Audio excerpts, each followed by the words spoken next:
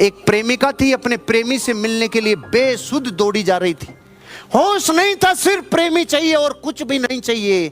दौड़ते दौड़ते रास्ते में एक मुसलमान भाई अपना पवित्र वस्त्र, मुसल्ला जिसे कहते हैं, वो बिछा के नमाज पढ़ रहे थे। इसे होश ही नहीं रहा, इसने उस पवित्र वस्त्र के ऊपर पांव रख दिया और पांव रख के आगे चली गई।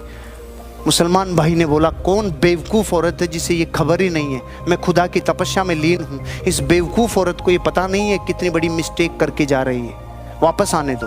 जब वो वापस लौट रही थी तो लौटते टाइम उसने बोला, मूर्ख औरत इधर आ, तुझे होश नहीं है, मैं खुदा की फितरत में लीन हूं, तुझे होश नहीं है, तूने मेरी तपस्या को भंग कर दिया और इस पवित्र वस्त्र को तूने अपवित्र कर दिया, तुझे होश नहीं है।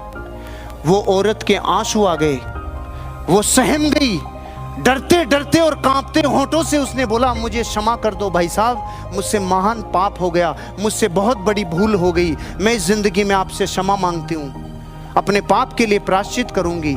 लेकिन मेरे मन में एक प्रश्न आ रहा है, मैं सांसारिक प्रेम के बंधन में बंधित थी, मुझे नहीं पता चला तेरे मुसल्ले पे पांव रख दिया। तू अल्लाह के प्यार में मस्त था, तुझे कैसे पता चला मैंने तेरे मुसल्ले पे पांव रख दिया?